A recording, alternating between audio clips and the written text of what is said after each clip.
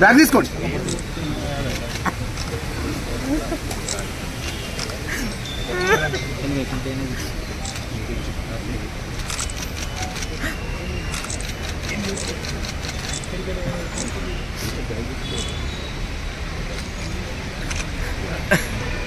రవీంద్రన్న కొంచెం రవీంద్రన్న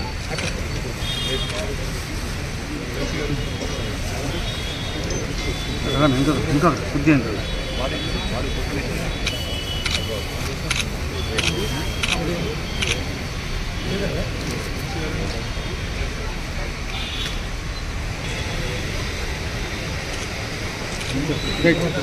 నాడు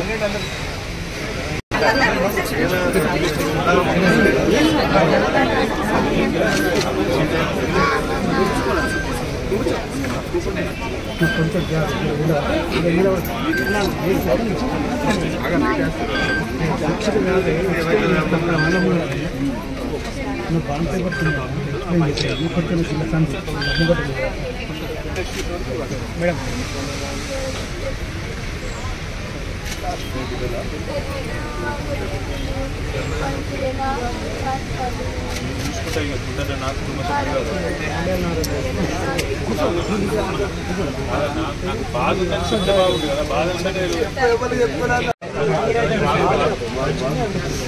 మాట్లాడతాడు కదా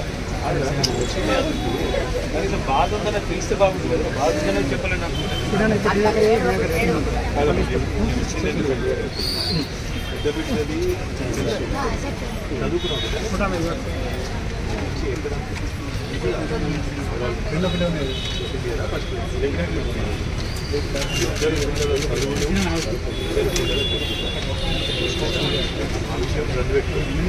విషయంలో నేను మాట తప్ప ఆయన నాకు మేము మాట్లాడుతాం, పోలీసులతో మాట్లాడతాం, వాళ్ళతో మాట్లాడతాం, వాళ్ళ నుంచి కూడా మీకు రావాల్సిన పైసలు కూడా నేను చేస్తాను, మీకు చేయాల్సిన పనితో నేను చేస్తాను.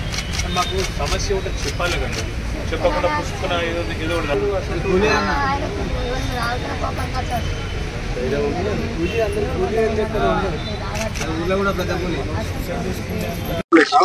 అలాగే జీవితంలో అపజయాలు జయాలు ఎదురు దెబ్బలు ఇవన్నీ కూడా అత్యంత సహజమైన విషయం. దురదృష్టం ఏమంటే ఇవాళ బీఆర్ఎస్ పార్టీలో ఒక ముఖ్యమైన కుటుంబ సభ్యుడు, మా సోదరుడు, సిరిసిల్ల నియోజకవర్గంలో మొదటి నుంచి కూడా నిబద్ధతతో పనిచేసిన ఒక సైనికుడు కుంటయ్య గారు మరి మొన్న నాకు కష్టం వచ్చినప్పుడు, నేను ఏసీబీ వాళ్ళు నన్ను విచారిస్తున్నప్పుడు నా కోసం హైదరాబాద్ దాకా వచ్చి సాయంత్రం దాకా అక్కడనే ఉండి నాకు ధైర్యం చెప్పి, అన్నా నీకేం కాదని చెప్పి మరి రాత్రి ఇక్కడికి వాపసు వచ్చి ఏమైందో తెలియదు, రాత్రికి రాత్రే ఆత్మహత్య చేసుకున్నాడని తెలిస్తే ఒక్క నిమిషం మనసు కకావికలమైంది.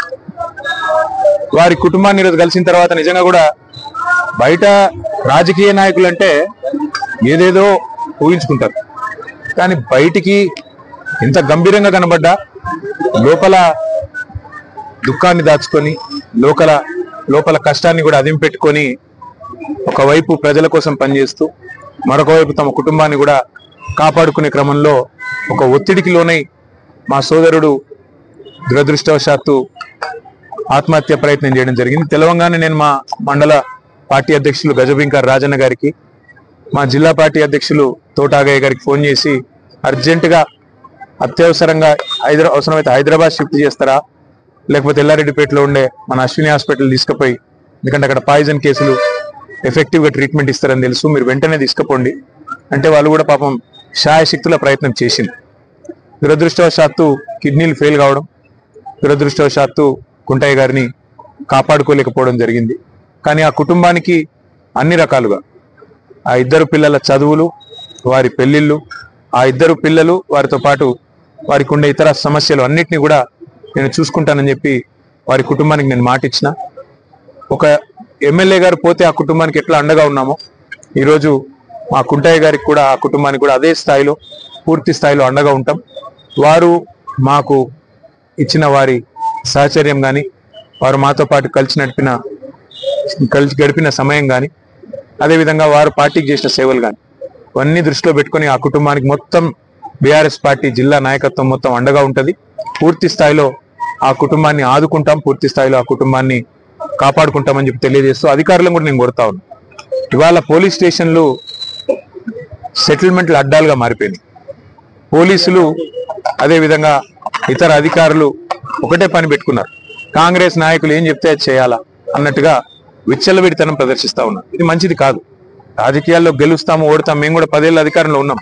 కానీ గింత లేకి పనులు గింత చిల్లర పనులు ఎన్నడూ కూడా చేయలేదు. ఇకనైనా ఇలాంటివి కాకుండా ముఖ్యంగా ఎక్కడైనా కంప్లైంట్ వస్తే కుంటయ్య గారు కంప్లైంట్ చేసినారు, నాకు రావాల్సిన డబ్బులు ఇవ్వకుండా నేను సతాయిస్తున్నారని. ఉల్టా ఆయన మీద కేసు బనాయించారు. అంటే ఈ రకమైన వేధింపులు, ఈ రకమైన సివిల్ మ్యాటర్లో కూడా పోలీసులు దూరడము, సెటిల్మెంట్లకు ప్రయత్నం చేయడము, ఈ రకంగా అరాచకం చేయడము ఇది ఎంత మాత్రం మంచిది కాదు. నేను ఏ ఒక్కరి మీద నేను విమర్శ చేస్తలేను. ఇది ఈ రోజు కుంటయ్య గారికి జరిగింది, రేపు ఇంకోరికి జరగవచ్చు. కాబట్టి ఇది మంచిది కాదు. దయచేసి కంట్రోల్ చేసే ప్రయత్నం చేయాలని చెప్పి కూడా నేను ఈ రాష్ట్ర ప్రభుత్వాన్ని కూడా కోరుతా ఉన్నా. కానీ ఆ కుటుంబానికి మాత్రం ఇవాళ ఇంతకంటే ఎక్కువ రాజకీయం నేను మాట్లాడను.